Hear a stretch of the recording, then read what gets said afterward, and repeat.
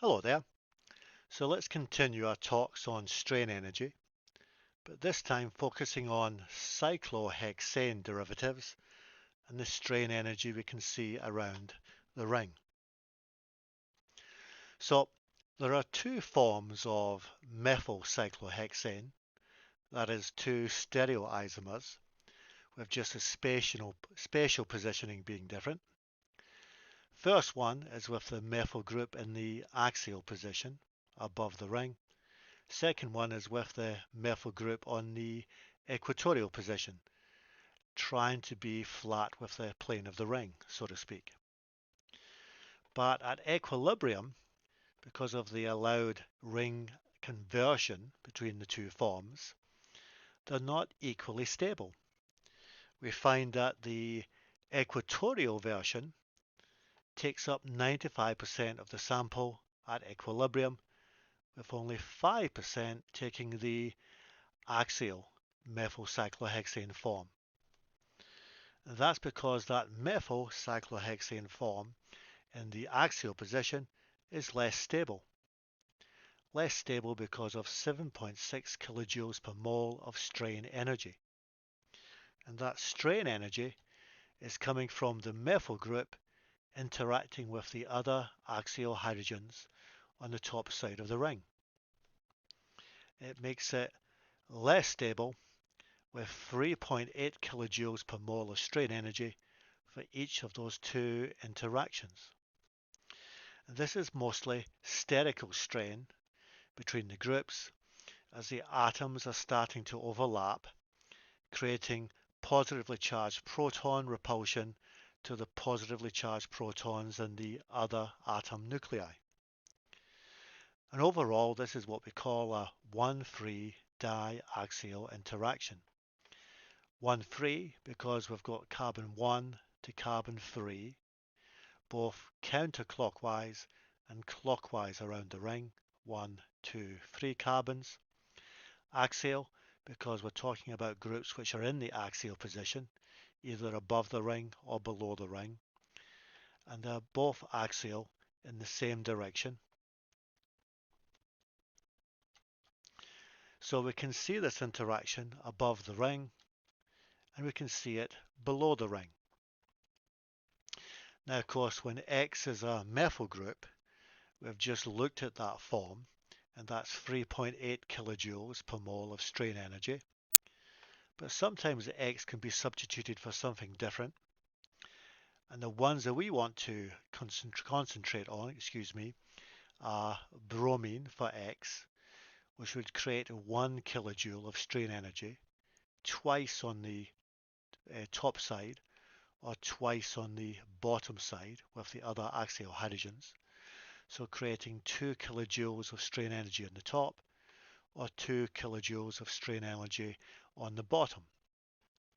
X could also be an alcohol group.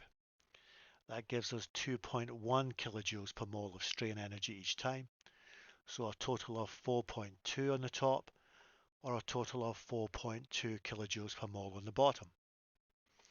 It could be a little bit longer than a methyl group, a ethyl group, creating 4 kilojoules per mole each time, or a total of 8 on the top, or a total of 8 on the bottom. And finally, the big one, a benzene ring, the aromatic benzene ring, C6H5, creating 6.3 kilojoules per mole of strain energy each time. So a total of 12.6 on the top, or 12.6 on the bottom. These are the only kinds of strain energy for the 1-free diaxial interaction I would expect you to know for homework or one of the exams. One last thing to look out for with a cyclohexane ring is the Gauss strain which we saw with the open straight chain alkanes. Of course, that Gauss strain was 3.8 kilojoules per mole between methyl groups on adjacent carbon atoms. So there's our first one between the two methyl groups here, one of them axial and one of them equatorial. We've got another one between the two methyl groups, as we see here, both equatorial. And then a last one between the equatorial group on this carbon and the equatorial group on the first carbon. 3.8 kilojoules per mole each time, of course. And we can see it more easily if we look at a Newman projection along the carbon-to-carbon bond. So if we take a peek at that, we've got the methyl group pointing to about 2 o'clock and the methyl group at the back pointing to about roughly 4 o'clock. It's a staggered conformation with a bond angle between the front and the back carbon, an angle of about 60 degrees, and that was our Gauss strain. And that was the only strain energy we saw in the staggered conformation. We can look along the alternative carbon-to-carbon bond and look at the two Gauss strains which are seen there. The methyl group on the front carbon, which is pointing up to about 8 o'clock-ish, and the methyl group on the back carbon pointing up at 12 o'clock, and it creates that Gauss strain again with an angle of 60 degrees, and then the Gauss strain along the bottom between this methyl carbon on the front and the methyl carbon on the back. So we're looking for 1,3 diaxial interactions and also looking for Gauss strains. So let's take a look at a couple of example problems. And if you want, you can pause the video for a second and try and work out the strain energies and the total strain of the molecule for yourself. Okay, coming back, let's look for those strain energies. The first one we have is the 1,3 diaxial interaction with the axial methyl group and its neighboring axial hydrogen. We see that strain energy occurs a second time with the 1,3 interaction going the other way around the ring, carbon 1, 2, 3. And of course that's a methyl group to hydrogens in the axial position, creating 3.8 kilojoules of strain energy each time, so a total of 7.6.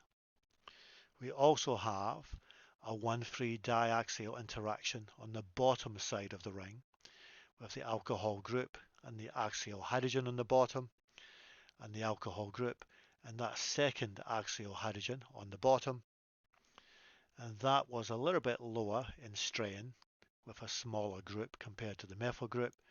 The alcohol to hydrogen interaction was just 2.1 kilojoules of strain energy, so twice over on the bottom end of the ring. That was a total of 4.2, giving us a total of 11.8 kilojoules per mole of strain energy. Remember, methyl groups on the same carbon are spatially comfortable with that tetrahedral shape of the carbon. They're projecting away from each other and they don't create strain energy. We're looking for methyl groups on adjacent carbons to create a Gauss strain.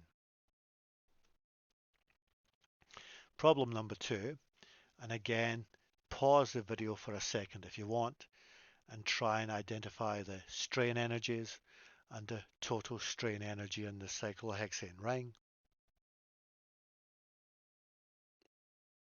Okay, we're back. So the first one we can spy, a 1,3 diaxial interaction below the ring between the benzene ring and the other axial hydrogen, then going in the other direction around the ring for the other 1,3 diaxial interaction. And with those axial hydrogens in the benzene ring, that was a whopping 6.3 kilojoules per mole of strain energy each time, so a total of 12.6. We also have a Gauss strain between this methyl group here and the methyl group on the adjacent carbon, because that was 3.8 kilojoules each time. We have a second one between the next carbon and the carbon after it, with the methyl groups projecting out, creating another 7.6 kilojoules of strain energy in total, the two of them together. So the total strain was 20.2 kilojoules per mole for the entire cyclohexane ring.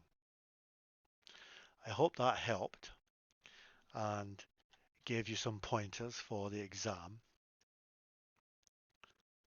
And I'll see everyone in class tomorrow.